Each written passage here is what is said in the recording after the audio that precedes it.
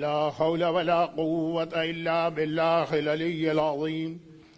بسم الله الرحمن الرحيم.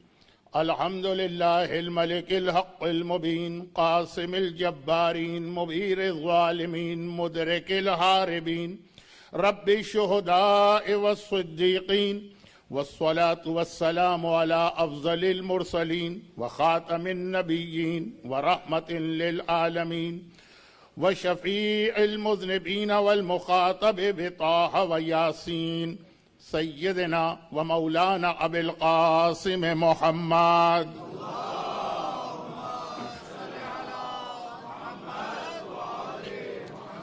وآله وعطرته الطيبين الطاهرين المعصومين المظلومين المنتجبين الميامين، سيما الإمام المنتظر والحجة الثاني عشر، اللهم أجل له الفرج ولعنة الله على أعدائهم أجمعين.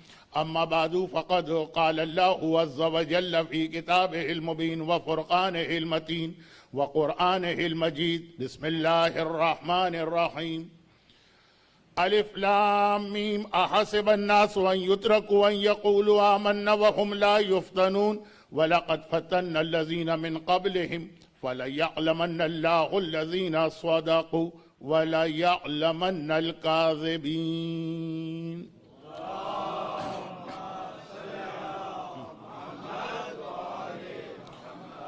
1438 ہجری یا 1438 ہجرہ کے ایام ازا کے اس پہلے عشرے میں اگرچہ کئی اہم مسائل کی جانب آپ کی توجہ کو مبذول کرانا ہے، لیکن دنیا کے موجودہ حالات کو دیکھتے ہوئے آج سے 30 سال پہلے 1985 میں جب پہلی بار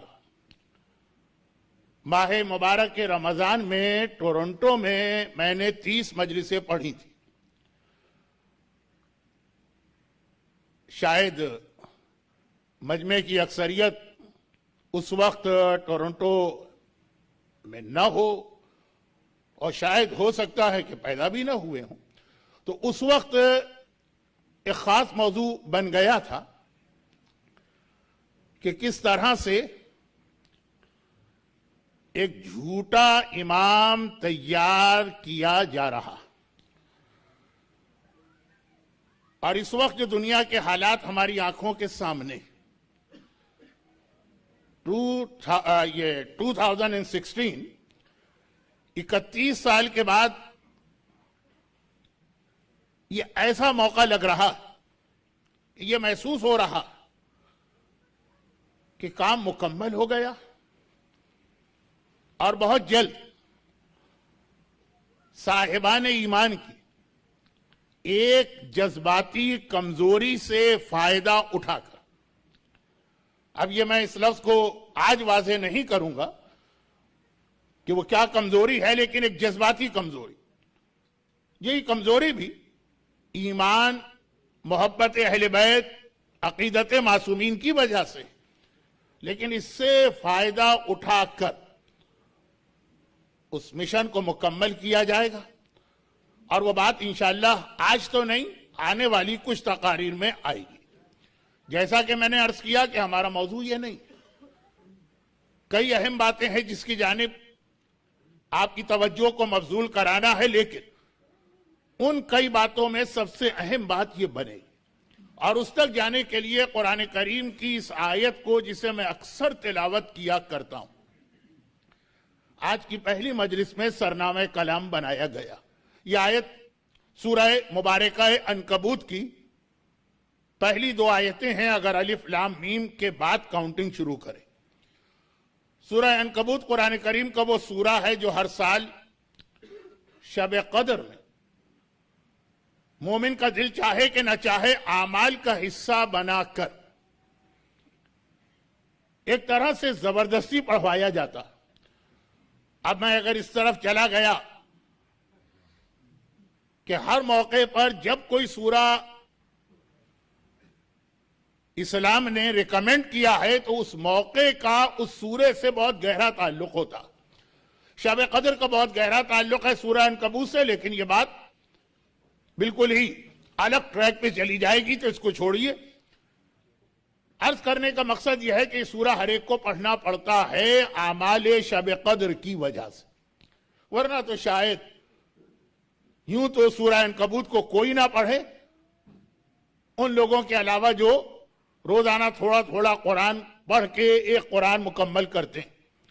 سورہ رحمان کی تلاوت ہوگی، سورہ یاسین کی تلاوت ہوگی، سورہ ملک کی تلاوت ہوگی، سورہ دہر کی تلاوت ہوگی، سورہ عنکبوت. البتہ اس سورہ عنکبوت کا شان نزول بھی بہت اہم ہے، اور اگر پیغمبر کا وہ جملہ ذہن میں رکھیے گا جس پر میں نے کئی مرتبہ مجلسیں پڑھی ہیں گھر کی، کہ جملہ یہ تھا کہ جو اسلام کا آغاز ہے وہی آخری زمانہ ہوگا.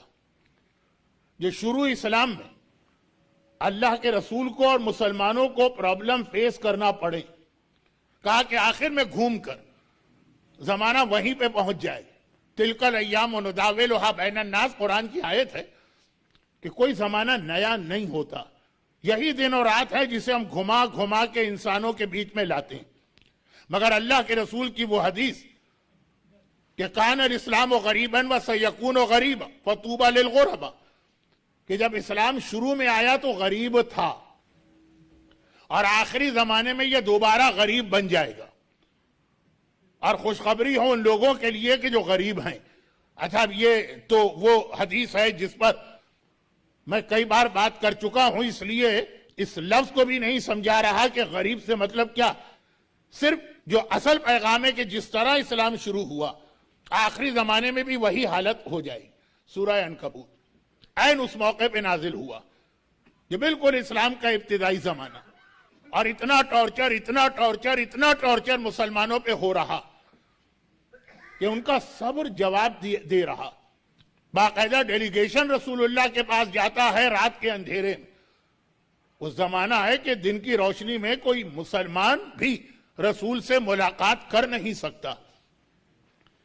آج آ کی شکایت کرتے ہیں کہ یا رسول اللہ دن 2 دن ہفتہ 2 ہفتہ مہینہ 2 مہینے کی بات ہو تو اب یہ مظالم برداشت بھی کر لیے جائے، لیکن اتنے سال ہو گئے اور یہ ختم ہوتے نظر نہیں آتے اور بڑھتے چلے جا رہے.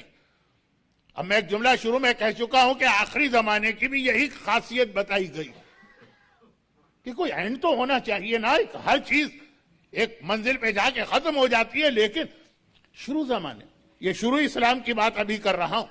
یا رسول اللہ آخر یہ مصائب، آخر یہ مظالم، آخر یہ ٹارچر، آخر یہ تشدد، آخر یہ ظلم کب جا کے ختم ہوگا؟ تو پیغمبر اسلام جلال میں بھی آ گئے اور پھر سورہ عنکبوت نازل ہوا. میں چونکہ آج مجلس کا جو ذہن میں ایک میں نے ٹریک بنایا ہے اس سے ہٹنا نہیں چاہ رہا ہوں، ورنہ پیغمبر جلال میں آ گئے تو کیا کہا پیغمبر نے، وہ جملے بھی بہت اہم ہیں لیکن آج کے لیے نہیں. اور سورہ عنکبوت نازل ہوا جس کا آغاز ہی اس بات سے ہے کہ حسب الناس ان یترکوا ان یقولوا آمنا، کہ تم لوگ سورہ حجرات کی آخری آیت اور سورہ عنکبوت کی پہلی آیت.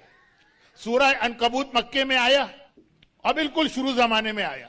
سورہ حجرات مدینے میں آیا اور بالکل پیغمبر کی زندگی کے آخری سالوں میں آیا. مگر آج نہیں، آج صرف یہ پہلی آیت کہ تم لوگوں نے ایمان کو کیا سمجھ لیا، اتنا معمولی ہے، اتنا سستا ہے، اتنا حقیر ہے، اتنا کم قیمت ہے کہ بغیر کوئی قربانی دیے ہوئے تم یہ چاہ رہے ہو کہ تمہیں ایمان کی ساری برکتیں اور فائدے مل جائیں. کیا زبان سے اپنے آپ کو یہ ترجمہ، کیا زبان سے اپنے آپ کو مومن کہہ دینا کافی؟ حسب الناس ان یترکوا، کہ کیا اللہ ان کو چھوڑ دے گا صرف اس لیے کہ انہوں نے زبان سے اپنے آپ کو مومن کہا؟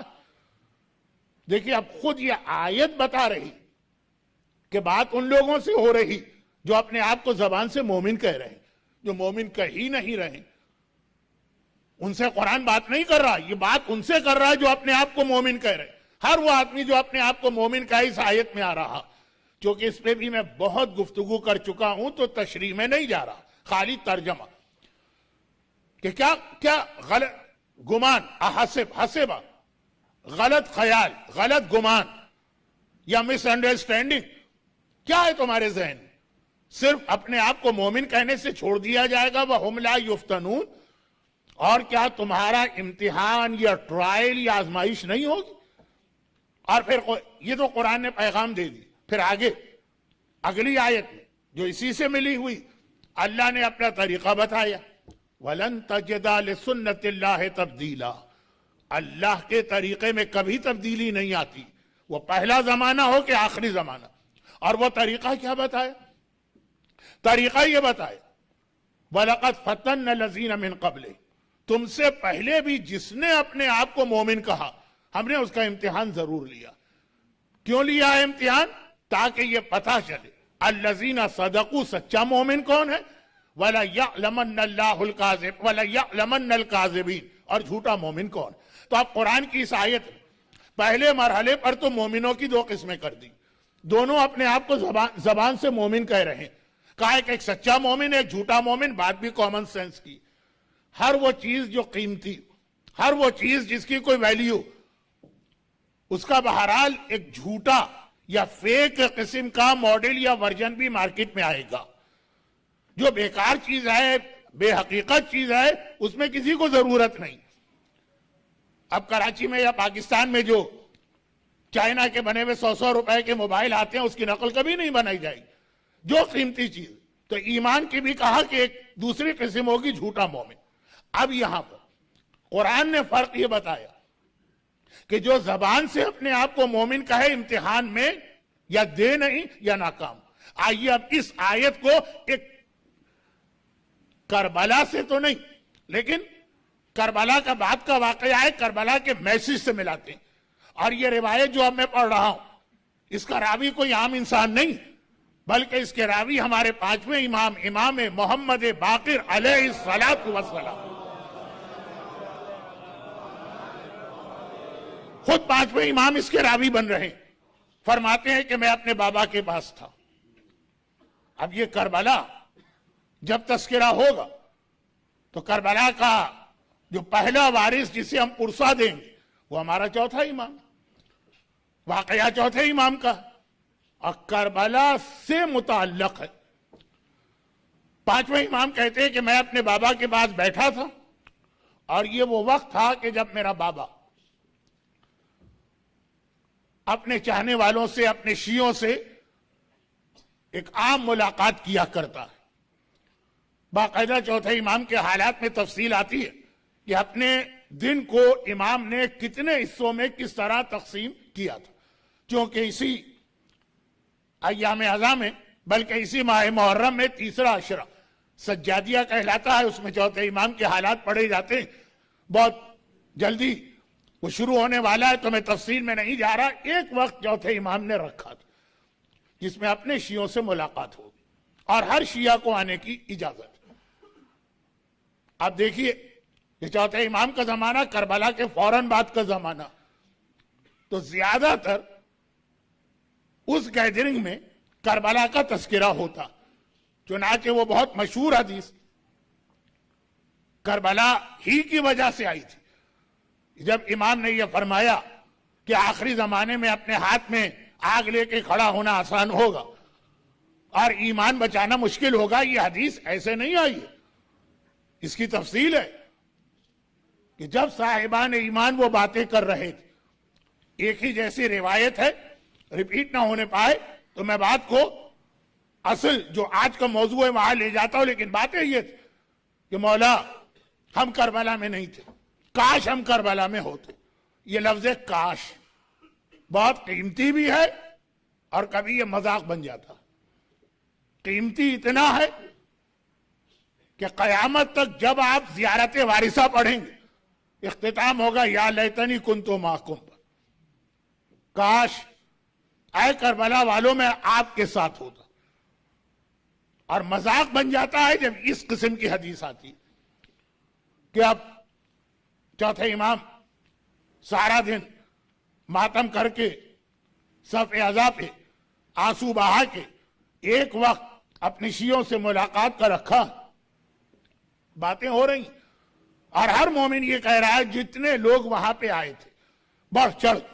کاش مولا ہم کربلا میں ہوتے تو آپ دیکھتے کہ کس طرح سے ہم اپنی جانیں آپ پہ قربان کرتے اور آپ کی خاطر اور آپ کے بابا کا دفاع کرتے ہوئے یا ان کے مقصد جو باتیں ہیں سارے کا خلاصہ یہ کہ کاش ہم 10 محرم 61 ہجری کو کربلا میں ہوتے تو یہ کرتے یہ کرتے یہ کرتے.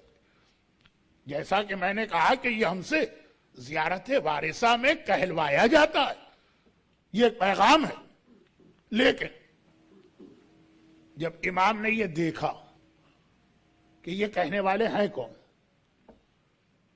جو مقصد حسین کے لیے ایک ناخن کٹوانے کو تیار نہیں, اور باتیں اتنی بڑی بڑی کہ مولا کاش ہم کربلا میں ہوتے. پوری ایک نسل کربلا کے بعد پیدا ہو کے جوان ہوئی چوتھے امام کے سامنے. 35 سال جو کربلا کے بعد 10 سال بعد بھی پیدا ہوا تو 25 سال کا. تب یہ لوگ یہی افسوس کر رہے ہیں. میرا 5واں امام کہتا ہے کہ میں نے دیکھا میرے بابا کا سر جھکا, نگاہیں زمین پر ہیں, باتیں سب کی سن رہے ہیں. جب سب اپنی اپنی کہہ کے خاموش ہو گئے تو ایک بار چوتھے امام نے سر اٹھایا. بالکل ایسے ہی ایک واقعہ چھٹے امام کا بھی سنتے ہیں, وہ بھی اپنی جگہ ایک پیغام, لیکن وہی بات کہ ایک ہی پیغام بار بار یاد دلانا پڑتا, ہر نسل کو یاد دلانا پڑتا. یہ چوتھا امام یاد دلا رہا, وہ چھٹے امام نے یاد دلائے, اس کے بعد بھی معصومین کے واقعات. لیکن پہلا واقعہ میں چوتھے کا ملا اور چوتھے ہی کا ملنا چاہیے کیونکہ کربلا کے حوالے سے بات. چوتھے امام 5واں کہتا ہے کہ میرے بابا نے سر اٹھایا اور ابھی کنیز نے وہ جو تندور روشن کیا اس کی جانب میرے بابا نے اشارہ کیا, کہا جاؤ اور جا کر ایک ایک کوئلہ اپنے ہاتھ میں اٹھا کے آ جاؤ. 5ویں امام کہتے ہیں کہ میرے بابا کا جملہ پورا بھی نہیں ہوا کہ میں تیزی سے اپنی جگہ سے کھڑا ہوا اور آگے بڑھنا چاہا. یہ وہی منظر ہے جو آپ نے سیرت رسول میں بار بار دیکھا کہ جہاں پیغمبر نے امتحان یا آزمائش کی کوئی بات کہی, ابھی جملہ پورا نہیں ہوا اور میرا مولا اپنی جگہ سے کھڑا ہو گیا. چاہے وہ دعوت ذیل شیرہ ہو اور چاہے وہ خندق کے میدان میں عمر ابن عبدود کے تانے کا جواب ہو, ہر جگہ اور رسول بٹھا دیتے ہیں کہ بیٹھ جاؤ, یہ بات تم سے نہیں ہو رہی. لیکن وہ سلسلہ خالی مولا کے حوالے سے نہیں, ہر امام معصوم کے ہاں یہی تسلسل ملے. چوتھے امام وقت, 5ویں امام ظاہری اعتبار سے ابھی امام نہیں ہے, وہی اسٹیٹس ہے جو علی کا رسول کے پاس ہے. چنانچہ اپنی جگہ سے کھڑے ہوئے اور تیزی سے جانا چاہتے ہیں, ہاتھ پکڑ کے روک لیا باپ نے اور کہا انک منی وانا منک, بیٹا میں تجھ سے نہیں کہہ رہا ہوں, تو تو میں ہوں اور میں تو تو. انک منی, تو مجھ سے ہے, وانا منک, اور میں تجھ سے ہوں. یہ بات تو ہے ان عام صاحبان ایمان کی, عام شیعوں کی. اب 5واں امام کہتا ہے جب میرے بابا نے روک لیا, اللہ کے رسول نے علی کو بٹھا دیا تھا نا دعوت ذیل شیرہ, 3 بار انتظار کیا, اللہ کے رسول نے بٹھا دیا تھا نا میدان خندق میں, عمر ابن عبدود کے تانوں پہ تانے سننے کے باوجود چوتھے نے 5ویں کو بٹھا دی. ذرا سا ایک گزارش یہ ہے کہ تھوڑا سا ادھر آ جائیے تاکہ اب جو لوگ آ رہے ہیں ان کو زحمت نہ ہو اور میرا تسلسل اپنی جگہ سے نہ کٹے. ادھر کافی جگہ ہے, کافی جگہ ہے, کافی جگہ ہے. آگے نہیں آئیے, آپ تھک جائیں گے, لیکن ادھر بہت جگہ ہے.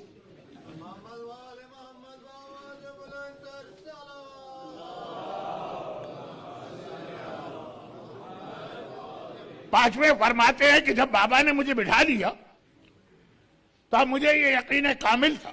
اب یہ ایک انداز ہے بیان کرنا, ورنہ 5واں امام بھی ان لوگوں کو اسی طرح سے جانتا ہے جیسے چوتھا جانتا. کہا کہ مجھے یقین تھا کہ سارا مجمع دوڑ کے گیا ہوگا اور تندور کے پاس جگہ نہیں ہوگی. چھٹے امام کے واقعے میں صرف ایک آدمی سے کہا گیا, یہاں پورے مجمع سے کہا گیا. لیکن یہ دیکھ کے میں حیران ہو گیا. یہ 5واں امام یہ دیکھ کے میں حیران ہو گیا کہ وہی سارے لوگ جو ابھی بڑھ بڑھ کے باتیں کر رہے تھے وہ سب اپنی جگہ بیٹھے ہیں اور سب کے سر جھکے ہوئے. امام معصوم نے فرمایا دعوے کرنا بہت آسان ہے، لیکن امتحان کے وقت وہی تقریباً اس سے ملتا جلتا جملہ بھی میں دہراتا ہوں. امتحان کے وقت بہت کم لوگوں کے قدم اپنی جگہ جمے رہتے. اچھا یہاں پہ ایک بات میں کہہ دوں کہ آپ کہیں گے کہ کیسے عجیب مومن تھے. ارے آج امام نبی کہیں تو امام کے نام پہ ہم اپنے ہاتھ پہ آگ اٹھانے کو تیار، امام کے نام پہ آگ پہ چلنے کو تیار. وہ کیسے لوگ تھے؟ آپ سے آگ کی بات نہیں کہی جائے گی. جب امتحان لیا جاتا ہے نا تو ہر آدمی سے اس کے اعتبار سے امتحان لیا جاتا. یہ نہیں ہے کہ جو زید سے امتحان لیا گیا وہی امتحان بکر سے لیا جائے گا. چھوٹی سی بات بہت پھیل رہی ہے. چھوٹی سی بات، پیسے والا، اب اس کا امتحان یہ نہیں ہے کہ اپنے پیسے میں سے راہ خدا میں کچھ خرچ کرو. بس پیسے والے سے مطلب بہت پیسے والا، جس کے پاس اتنی دولت کہ خود مجھ سے ایک صاحب نے کہا کہ اتنے پیسے ہیں کہ میری سمجھ میں نہیں آتا اس کا کروں کیا. ہم نے کہا مجھے دے دیجیے. نہیں وہ تو خیر، بعض لوگوں کی اتنی آمدنی. اب آپ جس دنیا میں بیٹھے ہیں ابھی بھی ایک نئی لسٹ آئی ہے کہ اس وقت سب سے زیادہ کس کے پاس دولت ہے اور اس کے بعد کس کے پاس اتنے پیسے. ان سے یہ کہا جائے 10 غریبوں کو کھانا کھلا دو یا 50 غریبوں کو کھانا کھلا دو، یہ تو ان کے لیے کوئی مسئلہ ہی نہیں. ان سے یہ نہیں کہا جائے گا، ان سے کہا جائے گا فلاں غلطی کی ہے تو 60 روزے رکھو. پیسے دینا ان کے لیے مسئلہ نہیں ہے، جسمانی تکلیف برداشت کرنا. اور ایک غریب آدمی جس کے گھر میں ہمیشہ فاقے رہتے، سارا سال اس کا ایسا گزرتا، اس سے یہ کہا جائے کہ 60 روزے رکھو تو کہے 60 کیا، میں تو 360 روزے رکھتا ہوں. لیکن اس سے یہ کہا جائے کہ $10 خرچ کرو تو اس کا سارا بجٹ آؤٹ ہو جائے گا. تو امتحان کا جب وقت ہوتا، کفارے نہیں امتحان، تو ہر آدمی کے اعتبار سے امتحان لیا جاتا. اب بعض کا امتحان یہ نہیں ہے کہ 30,000 کے لشکر یزید کو قتل کر کے آ جاؤ، وہ عباس کے لیے بچوں کا کھیل. عباس کا امتحان یہ کہ تمہارے سامنے قاسم کے بدن کے ٹکڑے ہوں اور تم اپنی تلوار پہ ہاتھ نہ رکھنا. اکبر کے کلیجے میں برچھی لگے اور تمہیں صبر سے کام لینا. یہ عباس کا امتحان. وہ امتحان نہیں ہے کہ جاؤ یہ لشکر یزید 30,000 کا ہے، عباس ذرا ان کو تھوڑا سا پیچھے ہٹا دو. سب کا خاتمہ کرنا بھی کوئی بات نہیں، لیکن امتحان اسے نہیں کہتے. تلوار چلانے والے کا امتحان ہے تلوار نہ چلاؤ، اور تلوار نہ چلانے والے کا امتحان ہے کہ میدان میں جاؤ. اب یہ بات ابھی تفصیل سے آئے گی کیونکہ آج کل ہمارے یہاں بہت ساری جذباتی باتیں ہونے لگی. تو پیسے والے کا امتحان اس کو جسمانی تکلیف میں بھیجا جائے گا. یہی وجہ کہ انتہائی تاکید ہے، تقریباً واجب کے برابر ہے، واجب نہیں واجب کے برابر کہ ہر 5 سال کے بعد آدمی حج دوبارہ کرے. حج کرواؤ اس کا ثواب زیادہ ہے کہ خود حج پر جاؤ اس کا ثواب زیادہ. حج پر تو وہی بھیجے گا نا جس کے پاس اتنے پیسے. تو اس سے کہا گیا کہ نہیں، حج پر بھیجنا نہیں، ہر 5 سال میں ایک بار تمہیں خود حج پہ جانا. کیونکہ پیسے خرچ کرنا مسئلہ نہیں ہے، تکلیف اٹھانا پیسے والے کے لیے حج کی تکلیف. اب یہ بات میں نے کہا نا کہ ذرا موضوع سے ہٹ رہی. تو آج مومن کا امتحان یہ نہیں ہے کہ وہ یہ کہے کہ چوتھے امام کے زمانے کے مومن کیسے تھے، ایک آگ اٹھانے کو تیار نہیں تھے. ہم تو خود آگ پہ کھڑے رہنے کو تیار ہے امام کے نام پہ. تمہارا امتحان یہ نہیں ہے، تمہارا امتحان ہے داڑھی رکھ کے دکھاؤ، تمہارا امتحان ہے سر پہ اسکارف رکھ کے دکھاؤ، تمہارا امتحان ہے کہ مکس گیدرنگ سے بچ کے دکھاؤ. اب یہ جملے کی تشریح آگے آئے گی کیونکہ میری کوئی مجلس اس کے بغیر ہوتی نہیں. تو امتحان وقت کے وقت دیکھنا پڑتا کہ جس کے لیے انسان آسانی سے تیار ہے وہ امتحان نہیں لیا جاتا. جو نفس کے اوپر بہت مشکل گزرتا وہ امتحان لیا جاتا ہے. لیکن خیر، یہ تو میں نے اس لیے کہا کہ 3-4 بار یہ واقعہ میں نے پڑھا تو لوگوں نے کہا کہ مولانا اس سے زیادہ تو آج ہم اتنے بدترین آخری زمانے میں بیٹھ کر امام کی بات مان رہے ہیں. خالی آگ نہیں ہے امام کی بات، پورا دین ہے امام کی بات. اور یہی پر میرے مظلوم آقا کا شب عاشور کا وہ جملہ آ رہا جو ظہور امام تک ہر مومن کے لیے ایک آئی اوپنر ہے کہ وہ غور کرے کہیں جملہ میرے لیے تو نہیں. الناس عبید الدنیا وَالدِّينُ لَصِقٌ عَلَىٰ أَلْسِنَتِهِمْ فَإِذَا يَهُوتُونَهُ بِالْبَلَىٰ قَلَّ دَيَّانُهُ. وہی چوتھے امام کے جملے کو آگے بڑھائیے. کربلا میں حسین پہنچ گئے اور شب عاشور آ چکی. کربلا میں آقا حسین کا عمر سعد سے 2 یا 3 مرتبہ مکالمہ ہوا جہاد سے پہلے. بھئی ایک تو جگہ آج بھی کربلا میں ہے مقام خطاب عمر سعد کہ یہ وہ جگہ ہے کہ جہاں آقا حسین اور عمر سعد کی ملاقات ہوئی تھی. تو ایک تو شب عاشور ملاقات ہوئی تھی. کس طرح سے اس نے مذاق اڑایا آقا حسین کا بہت اہم اس میں ایک پیغام ہے, اس لیے وہ بات کل یا پرسوں آئے گی ضرور. تو اس میں ایک بار عمر سعد سے گفتگو کرتے ہوئے آقا نے ایک جملہ کہا جو سب کے لیے یہ لوگ دنیا کے بندے اور غلام. اب دیکھیں یہ جملہ یہ بتا رہا ہے کہ یہ عام لوگوں کے حوالے سے بات نہیں ہو رہی ہے. الدین لصق علی السنتہم. دین اسلام شریعت دین است حسین. حسین دین ہے نا. اب اور حسین بتا رہے کہ یہ دین ان کی زبان کا ایک چٹخارا زبان کا ایک مزہ. کہنے میں کیا جاتا دین دین اسلام شریعت عقیدہ زبان کے اوپر, لیکن جب کبھی اس کی وجہ سے ان کا کوئی امتحان لیا جاتا ہے قل دیانہم. دیندار لوگ میدان میں بہت تھوڑے سے نظر آئیں گے, باقی سب بھگ جاتے ہیں. لیکن کربلا میں آقا حسین نے یہ بات کہی یا کربلا کے بعد 5ویں امام کی گواہی موجود ہے کہ میرے بابا نے یہ بات کہی, اس کا خلاصہ یہ کہ زبان سے اپنے آپ کو دیندار کہنا یہ تو چٹخارا چاشنی ہے, چٹنی ہے. کھانے کے ساتھ مزہ آتا ہے جب چٹنی ملا دے. دین کا بھی بڑا مزہ آتا ہے جب زبان سے بات کرے, لیکن جب مقام عمل و مقام امتحان ہوتا کربلا میں حسین کے بھی ساتھی اور پھر آخری زمانے میں امام زمانہ کے ساتھی اور درمیان میں یہ والی بات کہ پھر تم کو نظر نہیں آئیں. اور عجیب بات یہ جملہ اب جو میں کہنے جا رہا ہوں بہت سوچ سمجھ کے اپنے ذہن میں آج کل کی بعض انگلش اسپیچز کا کانٹیکٹ ذہن میں رکھ کے بات کر رہا ہوں. گھر کے ہمارے یہاں ہندوستان و پاکستان میں آج سے 30-40 سال پہلے یہ بات اردو تقاریر میں تو نہیں آئی لیکن مومنین کی آپس کے ڈسکشن میں آئی, اور وہ یہ ہے کہ اس وقت غیبت میں موضوع سے نہیں ہٹ رہا ہوں, مرجعیت کا ادارہ بہت اہم ادارہ.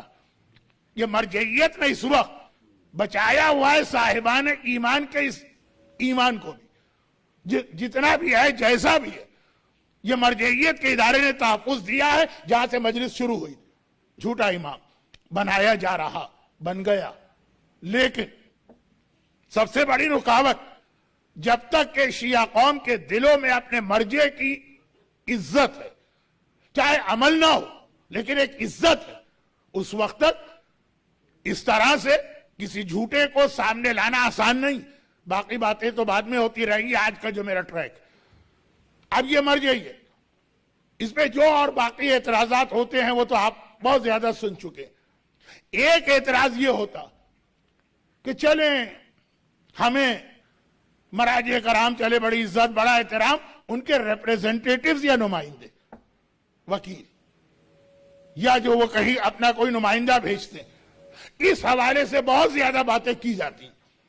اب میرے پاس وقت بھی نہیں ہے, میرا موضوع بھی یہ نہیں ہے کہ میں اس جملے کو مزید ذرا بنا سوار کے پیش کروں. وکلا کے حوالے سے مراجع کی شخصیت کو ڈیمیج کیا جاتا. بہت ساری باتیں, خمس کا غلط استعمال, کسی نے مرجع کو نہیں دیکھا ہے خمس کا غلط استعمال کرتے ہوئے, بات وکیلوں سے شروع کی جاتی. تو خیر یہ ذہن میں ایک جملہ رکھیے گا, جیسا کہ میں نے کہا 30 سال پہلے 25 سال پہلے 40 سال پہلے پاکستان میں اور انڈیا میں ہمارے عام لوگ آپس کے مباحثوں میں یہ بات کہتے تھے. آج میں نے بعض انگلش اسپیچز میں جملے سنے. خیر وہ ایک طرف. یہ موضوع پہ آ نہیں رہا ہوں, لیکن اب جو بات کر رہا ہوں اس سے متعلق, زبان سے اپنے آپ کو مومن کہہ رہے ہیں. قرآن نے کہا امتحان. آقا حسین نے کہا کہ چٹنی نہ بن جائے, چاشنی نہ بن جائے.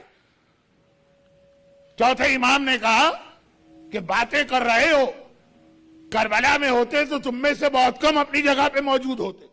اور اب آئیے یہ بات کہ زیادہ تعجب اس وقت ہوتا کہ جب ایسے ایسے لوگ آپ کو نظر آئے مقام امتحان میں بھاگتے ہو کہ جن پر, کیسے میں یہ جملہ کہوں کہ توہین امام بھی نہ ہو اور پیغام بھی, جن پر خود امام معصوم نے ٹرسٹ کیا ہو اور بھروسہ کیا ہو, اور پتہ چلا وہی دغا دے گئے. نعوذ باللہ. امام کے ججمنٹ میں غلطی نہیں ہے, لیکن وہی ایک سنت قائم کرنا کہ مرجع کے وکیل تو بہت بعد میں آتے ہیں. مراجع کا بڑے سے بڑا احترام کرنے والا بھی یہ کبھی نہیں کہے گا کہ یہ علم غیب رکھتے ہیں. امام معصوم تو علم غیب رکھتے ہیں نا. ہمارے سامنے دو شخصیتیں ایسی آتی ہیں جن میں آج میرا موضوع دوسری شخصیت, لیکن جب اس کا ذکر ہے تو ایک جملے میں پہلے کو بھی نمٹا. مولا کے زمانے, دیکھیں مولا کو اتنا بھروسہ ہو کہ اسے گورنر بنا دے. زیاد, یہی ابن زیاد کا باپ, جس کے بارے میں یہ جملہ کہا جاتا کہ ابن زیاد تو کربلا کی وجہ سے تاریخ کا سب سے بڑا گناہگار بنا, ورنہ باقی اگر سارے زندگی کے ظلم کو دیکھیں تو اس کے باپ نے, یعنی کوالٹی وائز تو ابن زیاد کا ظلم, ایک ظلم کائنات کا سب سے بڑا ظلم, لیکن تعداد کے اعتبار سے اس کے باپ نے زیادہ ظلم کیا. وہ کون تھا؟ مولا کا گورنر تھا. اور مولا نے اسے بصرے کا ابن زیاد کو یزید نے بصرے کا گورنر بنایا, اس کے باپ کو علی نے بصرے کا گورنر بنایا.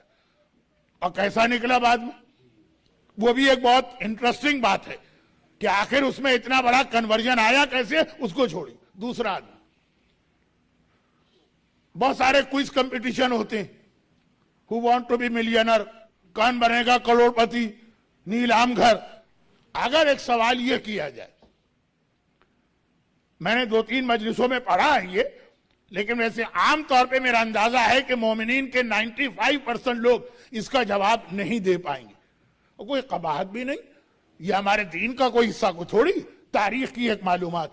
اگر یہ سوال کیا جائے کہ ایسا کون آدمی جس پر علی نے اتنا بھروسہ کیا کہ اسے اپنے لشکر کا علمدار بنایا, اور یزید نے اتنا بھروسہ کیا کہ اسی آدمی کو کربلا میں حسین کے خلاف اپنے لشکر کا علمدار بنایا. ایک ایسا بھی آدمی, ایسے تو بہت سارے کہ پہلے اہل بیت کے ساتھ تھے, بعد میں اہل بیت کے دشمن ہو گئے. پورے خارجی, جو آج کی جو داعش یا IS ہے, اس کا سب سے پہلا ورژن. مگر یہ الگ بات ہے کہ آج علی والے ہو کر علی کے خلاف ہو گئے. ایسا آدمی کہ علی کو اس پر اتنا بھروسہ ہو کہ اسے اپنے لشکر کا علم دے رہے ہیں, اور میدان کربلا میں عمر سعد اسی کو اپنے لشکر کا علم دے رہا. ایک ایسا بھی آدمی. اچھا, اب اسلام میں مسجد کی کتنی اہمیت, اور مسجد میں نماز پڑھنے کا ثواب کتنا. مسجد کی فرادہ نماز مسجد کے باہر کی جماعت نماز سے بھی زیادہ اہم بتائی گئی. حتیٰ آیت اللہ سیستانی اس فتوے کو بھی تسلیم نہیں کرتے کہ جس میں یہ کہا گیا, اب ہمیں فتووں پہ اعتراض کا حق نہیں, یہ ان کا فتویٰ ہے تو وہ جن کا فتویٰ ہے وہ بھی بڑے قابل احترام مراجع, کہ ایک مسئلہ ہے نا کہ جی عورت کے لیے گھر میں نماز پڑھنا زیادہ بہتر ہے مسجد کے مقابلے میں. لیکن بہرحال اس کے پیچھے بھی ایک پیغام تو ہے نا کہ عورت کا حجاب اتنا اہم ہے. لیکن آغا سیستانی کہتے ہیں یہ بھی نظریہ غلط, اور عورت کے لیے بھی مسجد کا اتنا ہی ثواب ہے جتنا مرد کے لیے. اب یہاں بتانے کی ضرورت تو ہے نہیں, خواتین باقاعدہ جماعت میں شریک ہوتی ہیں, جہاں جہاں پہ نماز ہوتی ہے وہاں جاتی ہیں, لیکن کوفے کے حوالے سے، اور کوفہ شہر، کوفے کی مسجدیں، ابھی آپ لوگ اس کثرت کے ساتھ کربلا اور کوفے کی زیارت کے لیے جا رہے ہیں کہ مجھے وہ سارے فضائل بیان کرنے کی نہ ضرورت ہے نہ وقت ہے، لیکن ایک بات کہ روایت میں آیا ہے کوفے میں جاؤ تو خبردار 5 مسجدوں میں نماز نہ پڑھنا، کوفے کی 5 مسجدیں۔ اچھا، عالم اسلام میں ایک مسجد بہت مشہور ہے، مسجد زرار، جہاں نہ صرف یہ کہ نماز پڑھنے سے روکا گیا تھا، لا تقم فی ہے سورہ توبہ، خبردار اس مسجد میں قیام نہ کرنا، بلکہ اس مسجد کو توڑنے کا حکم آیا، مسجد کو جلانے کا حکم آیا، مسجد کو کوڑا کرکٹ کی جگہ بنانے کا حکم آیا، مسجد زرار۔ یہ ہر ایک کو معلوم ہے، اس لیے کہ قرآن میں سورہ توبہ میں اس طرح سے اس کا ذکر آ گیا۔ مگر معصومین نے 5 اور مسجدوں کے نام لیے کہ نہیں لیے؟ کہ دیکھو شہر کوفہ میں جب جانا، کوفہ بہت اہم شہر کا، مکہ اللہ کا حرم، مدینہ رسول اللہ کا حرم، کوفہ میں اہل بیت اطہار کا حرم، شہر کوفہ کو باقی شہروں پر وہی فضیلت ہے جو ہم اہل بیت اطہار کو باقی انسانوں پہ فضیلت۔ فضائل کوفہ کا جو سلسلہ چل رہا تو 1 گھنٹہ پورا میں بول سکتا ہوں، لیکن پھر اس میں جملہ آ گیا، یہ جو ابھی فضائل میں بتا رہا ہوں یہ خالی مسجد کوفہ کے نہیں، پورے شہر کوفہ کے۔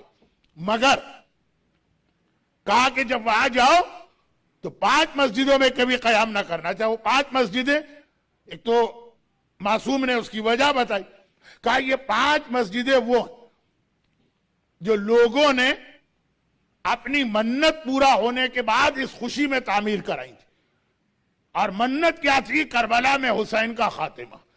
یہ 5 مسجدیں ایسی ہیں جس کے لیے منت مانی تھی 5 الگ الگ آدمیوں نے، کہ اگر کربلا میں حسین مارے گئے تو اے خدا ہم تیری خوشی کی خاطر شکرانے میں ایک مسجد بنائیں گے تیرا گھر۔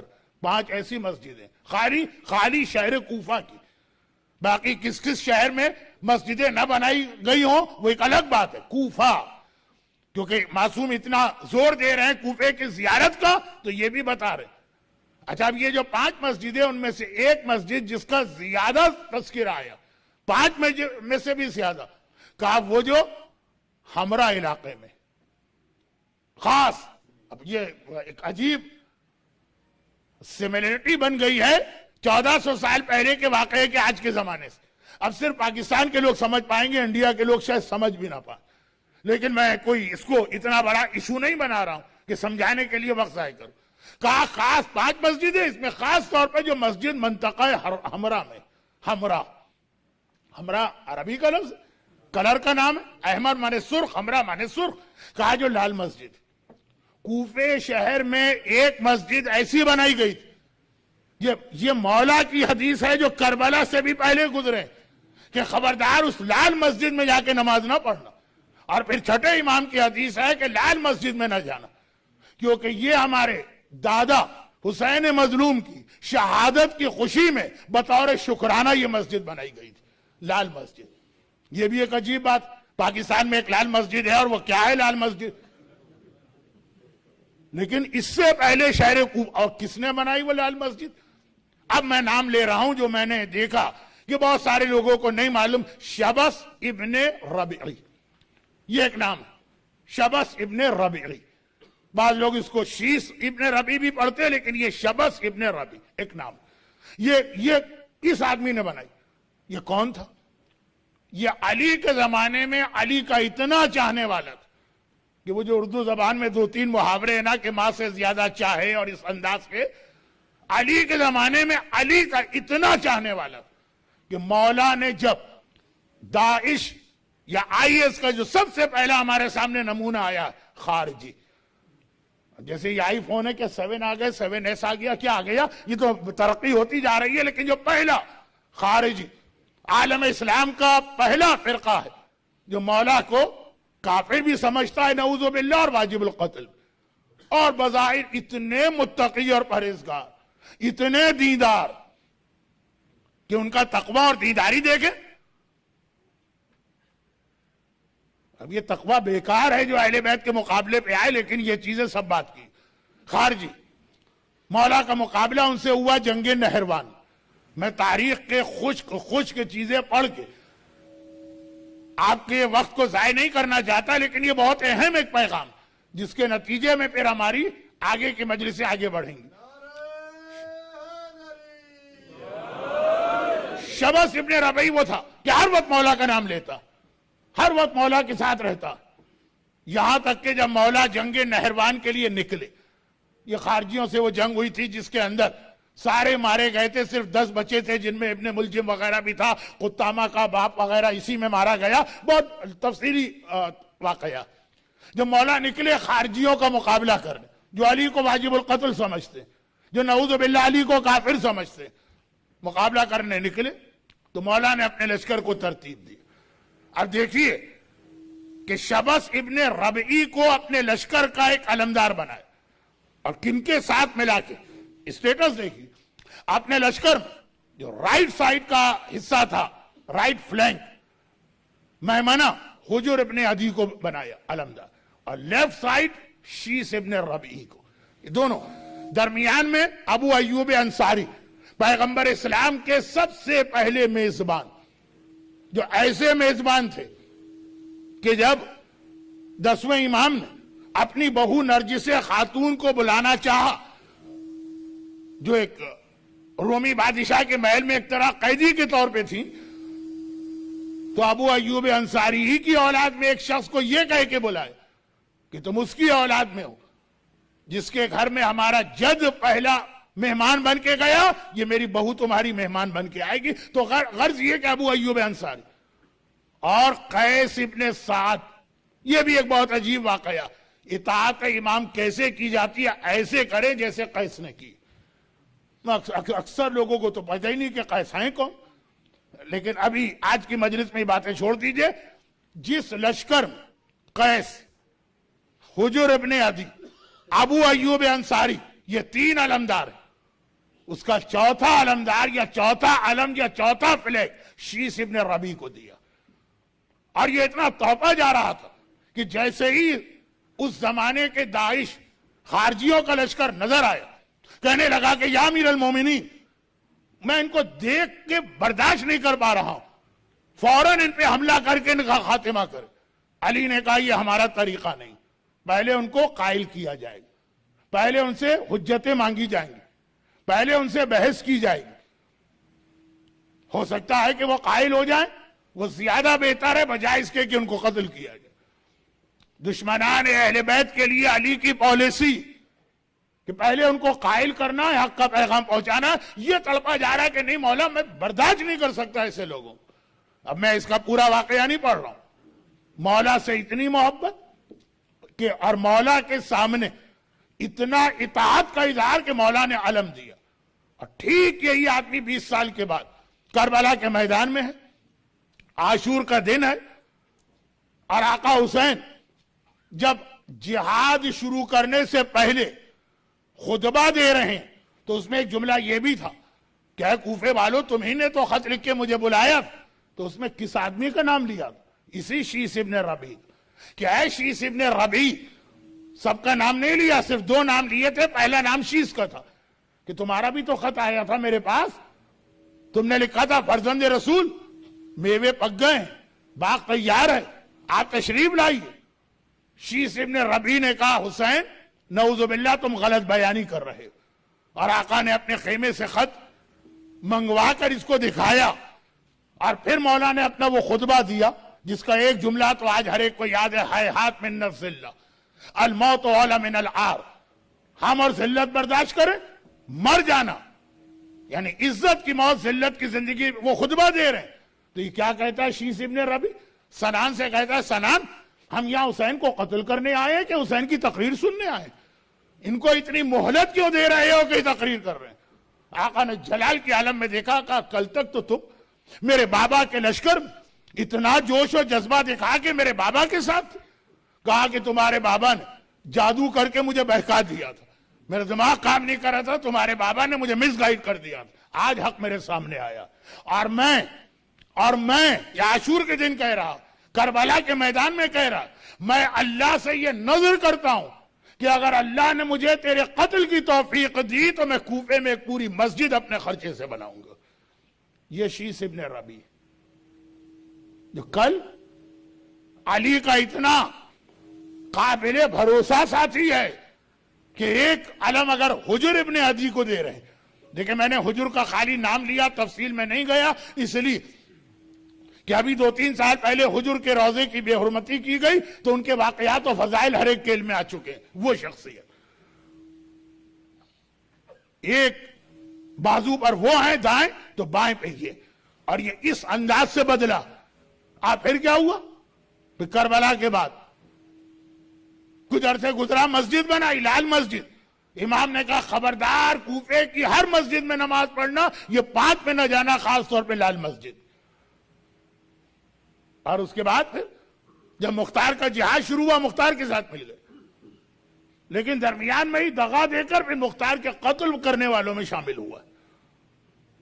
اور یہ عالم اسلام کا پہلا آدمی ہے, اور کچھ لوگ کہتے ہیں دوسرا, اور کچھ کہتے ہیں پہلا. اور آخری آدمی کو آپ جانتے ہیں لال مسجد کے حوالے, کہ جس وقت یہ مختار کے مخالفین میں شامل ہوا تو اقتدار مختار کے پاس, چنانچہ یہ برقع پہن کے کوفے سے بھاگا تھا. لال مسجد کا پہلا بانی شیس ابن ربیع برقع پہن کے نکل کے بھاگا اس شہر کوفہ سے جہاں اس نے لال مسجد بنائی. وہ پہلا ہے تو پھر آخری تو مجھے آپ کی ہنسی بتا رہی ہے کہ مجھے بتانے کی ضرورت نہیں. لیکن یہاں پہ ایک سوال آتا, وہ یہ ہے کہ یقیناً فطرت انسانی ہے, کچھ کہہ نہیں سکتے, آخر یہ اتنی بڑی تبدیلی اس میں آئی کیسے, یہاں سے وہاں, وہاں سے یہاں.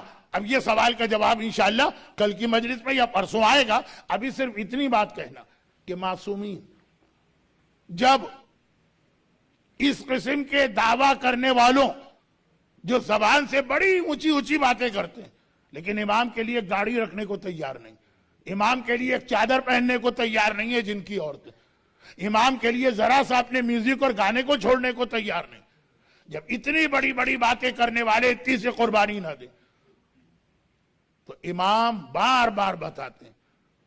اور ایک جملہ کہہ کے پھر میں اپنی مجلس کو آج ختم کروں, باقی باتیں کل. وہ یہ کہ یہ امام کے جملے کو میں اپنے الفاظ میں اس لیے بتا رہا ہوں کہ اب وقت نہیں رہا, ورکنگ ڈے کی مجلس ہے, مجھے آپ کا خیال ہے صرف الفاظ امام کو اپنے الفاظ میں تبدیل کر کے صرف آخری جملے تک لے جاؤں گا. امام نے فرمایا کہ ہمارے زمانے میں یہ واقعات ہیں 1, 5, 7, 10 آدمیوں کے, ورنہ ہمارا چاہنے والا وہ ہے کہ اگر اسے دنیا اور مافیا دے دیا جائے اور پھر یہ کہا جائے کہ علی سے بیزاری اختیار کرو, وہ مر جائے گا, اس کے بدن کے 70 ٹکڑے ہوں گے, ہر ٹکڑے سے یا علی کی آواز آ رہی ہوگی. لیکن ایسے واقعات آخری زمانے میں ایسے واقعات کثرت کے ساتھ ہوں. اب معصوم کے زمانے میں ایک شیس ابن ربیع, معصوم کے زمانے میں ایک زیاد ابن ابی. فرمایا کہ آخری زمانے میں اس کثرت کے ساتھ واقعات ہوں کہ لوگ دین خدا سے اس طرح سے نکلیں گے کہ قرآن نے کیا کہا شروع اسلام کے بارے میں کہ یدخلون فی دین اللہ افواجا, اور آخری زمانے میں یخرجون من دین اللہ افواجا. لیکن طرفہ تماشا یہ ہے کہ ہر ایک یہ سمجھے گا مجھ سے بڑا دیندار کوئی نہیں.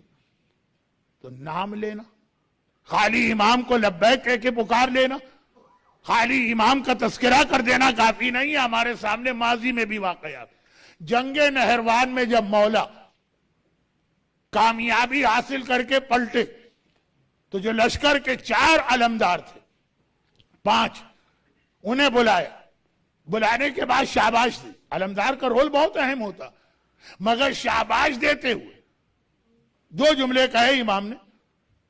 جب شاباش دے رہے ہیں تو ابو ایوب انصاری اور حجر ابن عدی وغیرہ کہنے لگے یا امیر المومنین, بہرحال آپ کو بھی مبارک کہ آپ کے دشمنوں کا خاتمہ ہو گئے, پورا لشکر مارا گیا, صرف 9 آدمی بچے.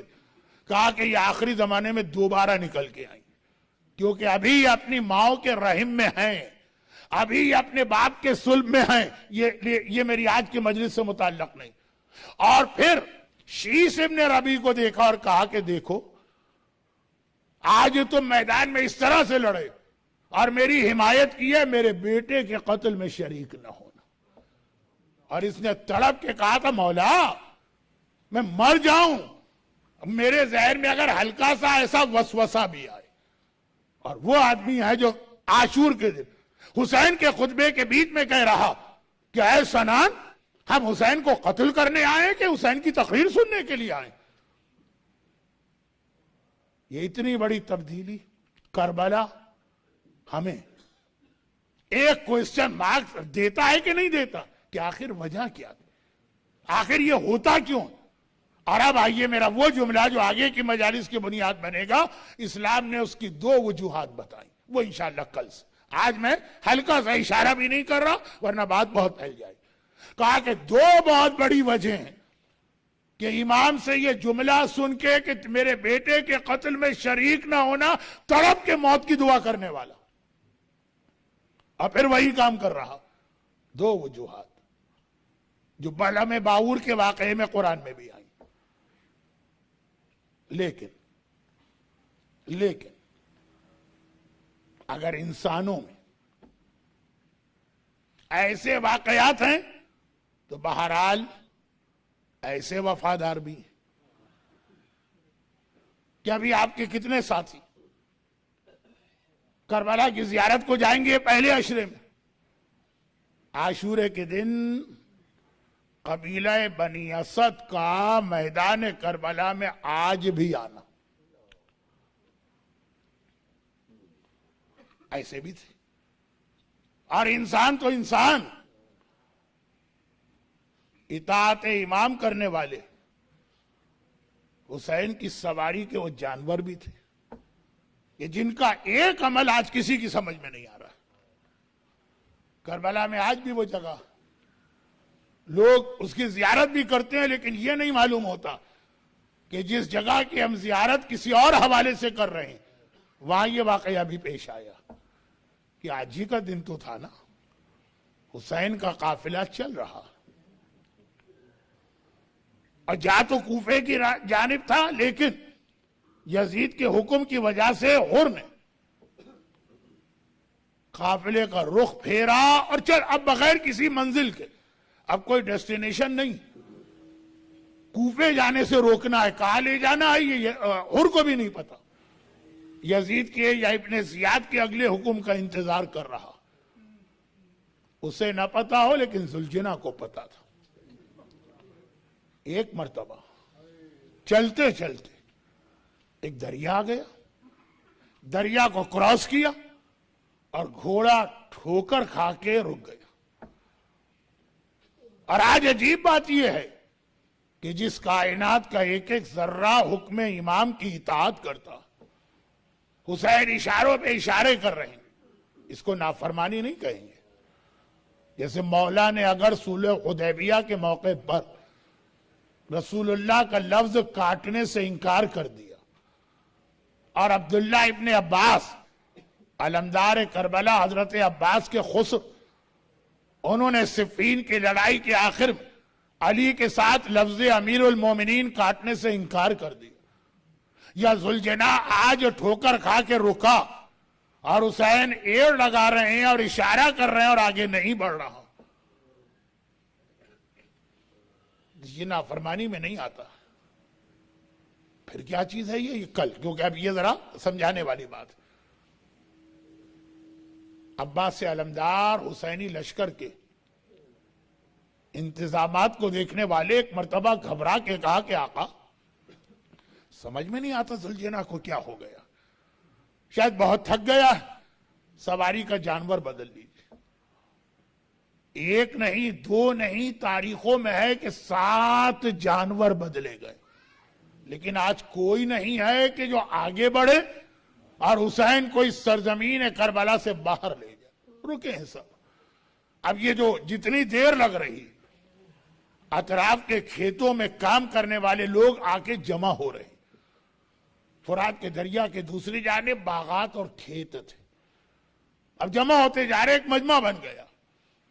حسین نے ایک مرتبہ کہا عباس ذرا ان لوگوں سے پوچھو تو صحیح کہ اس جگہ کا نام کیا ہے. اب وہ لوگ جمع ہیں، نام بتا رہے ہیں. کسی نے کہا کہ فرزند رسول اس جگہ کا نام نینوا، کسی نے کہا کہ فرزند رسول اور یہیں پہ بابل وہ آکے ختم ہوتا. اور حسین کا سوال کہ کوئی اور نام بھی ہے. کسی نے کہا کہ ہاں مولا اس کو شط الفرات بھی کہتے ہیں. حسین نے کہا کوئی اور نام بھی ہے. کسی نے کہا اس کو خازریہ بھی کہتے ہیں. نام پہ نام بتائے جا رہے ہیں. حسین کہہ رہے ہیں کوئی اور نام، کوئی اور نام، کوئی اور نام. آخر میں سارے نام مکمل ہو گئے. فرزند رسول ہمیں تو اتنے ہی نام پتا. کہا کہ اپنے قبیلے کے بوڑھے لوگوں سے پوچھو شاید اس کا کوئی اور نام بھی ہو. ایک بوڑھا جو زمین گیر تھا ہاتھوں میں اٹھا کے لایا گیا. کہا کہ یہ سب سے پرانا آدمی ہے اس علاقے کا. حسین نے کہا کہ اس جگہ کا کوئی اور نام بھی ہے. وہ بوڑھا کانپتی ہوئی آواز میں کہتا ہے فرزند رسول ہم اپنے بزرگوں سے سنتے تھے کہ اس کا ایک نام کرب و بلا بھی ہے. جیسے ہی یہ کربلا کا نام سنا حسین نے کہا باس ساری سواریاں بٹھا دو، خیمے لگا دو، محملوں سے سیدانیوں کو خیمے میں پہنچا دو. وہ بوڑھا تڑپ گیا. فرزند رسول یہاں پہ قیام نہ کریں. جب سے دنیا بنی ہے آج تک کوئی نبی یا نبی زیادہ ایسا نہیں ہے جو یہاں سے گزرا ہو اور اس کے بدن سے خون نہ جاری ہوا ہو. حسین نے کہا تم نے خالی اپنے بزرگوں سے تاریخ سنی اور مجھے تو پتا ہے میرے نانا نے اسی سرزمین کے لیے بچپنے میں مجھ سے وعدہ لیا تھا. مگر ابھی وہ بوڑھا حسین کو روک رہا اور حسین اسے بتا رہے ہیں کہ یہ ایک فضہ آتی اور کہتی آقا شہزادی زینب نے آپ کو بلایا اور کہا کہ ایک لمحے کے لیے آ جانا. زینب کی بات سنی. بس ایک مرتبہ حسین تڑپ کے چلے زینب کے خیمے میں پہنچے. کہا زینب ابھی ابھی خیمے لگے ہیں، خیمے میں پہنچی ہو اتنے جلدی کیا ایسا کام یاد آ گیا؟ کہا بھیا خیمے اٹھا لو اور یہاں سے آگے چلو. حسین پوچھتے ہیں زینب کس لیے؟ کہا جب سے میں نے اس خیمے میں قدم رکھا مسلسل کسی بی بی کے رونے کی آواز میرے کانوں میں آ رہی. حسین نے کہا زینب آواز تو سن رہی ہو، کیا پہچان نہیں رہی ہو؟ یہ اماں فاطمہ کی آواز ہے جو ہمارے ساتھ مدینے سے یہاں تک آئی ہے. اور زینب میں نے اسی لیے یہاں پہ خیمے لگا کے قیام کیا ہے کہ اماں نے بچپنے میں وعدہ لیا تھا، اماں ہی سے کیا ہوا وعدہ پورا کرنے آیا ہوں. اور ادھر بوڑھا آدمی مسلسل منع کر رہا ہے. اس کی آواز حسین کے کانوں میں آئی. ایک بار حسین باہر نکلے اور چاروں طرف جمع شدہ لوگ جو ہمارے ساتھی اس ایک ہفتے میں کربلا کے لیے جانے والے ہیں ان سے بھی میں بات کر رہا ہوں، جو 40 پہ جائیں گے ان سے بھی بات کر رہا ہوں، جو سال میں کبھی بھی جائیں گے. حسین نے دیکھا کہ اتنی دیر میں بوڑھے کی وجہ سے پورا قبیلہ یہاں آ گیا. بس حسین نے سردار قبیلہ کو بلایا اور کہا کہ اے سردار قبیلہ ہم یہ زمین خریدنا چاہتے ہیں. ہاتھ جوڑے. کہا مولا آپ ہمارے مہمان ہیں، مہمان بن کے جب تک دل چاہے رہیے. کہا کہ ہمیں چند دنوں کے لیے نہیں رہنا ہے، اب تو قیامت تک ہمیں یہیں پہ قیام کرنا ہے. ہم یہ زمین خریدیں گے اور وہی قیمت دیں گے جو بازار کی قیمت ہے، مگر 2 شرطیں. پہلی شرط آپ ہیں. کہا 2 شرطیں ہیں. پہلی شرط یہ ہے کہ قیامت تک جب میرا کوئی زائر کربلا آئے تو اسے میرا مہمان بنا کے 3 دن رکھنا. حسین نے کربلا پہنچ کر نہ پہلے عباس کو یاد کیا، نہ اکبر کو یاد کیا، نہ قاسم کو یاد کیا، نہ اصغر کو یاد کیا، پہلے آپ کو یاد کیا. جب ہمارا کوئی زائر ہماری زیارت کے لیے کربلا ہے اسے میرا مہمان بنا کے 3 دن رکھنا. اور دوسری شرط کیا ہے؟ ایک وعدہ یہ بھی کرو جب لشکر یزید چلا جائے گا اور ہمارے بے گورو کفن لاشیں جلتی ریتی پہ پڑے ہوں گے تو آنا اور ہمارے لاشوں کو دفن کرنا. سارا قبیلہ تڑپ گیا. کہا فرزند رسول ہماری جانیں نثار، ہماری جانیں قربان، ہمارا وعدہ ہے. کہا کہ نہیں، خالی تم سے وعدہ کافی نہیں ہے، جا کے اپنے قبیلے کی عورتوں کو یہاں بھیجو. عورتوں کو پیغام ملا، ساری عورتیں گھبرا گئیں. آج کون سا دن آ گیا؟ فرزند فاطمہ نے ہمیں بلایا، ہماری شہزادی زہرا کے لال نے ہمیں بلایا. سب نے اپنی اپنی عبائیں پہنی، ایک بار میدان کربلا میں پورے حجاب کے ساتھ آئی.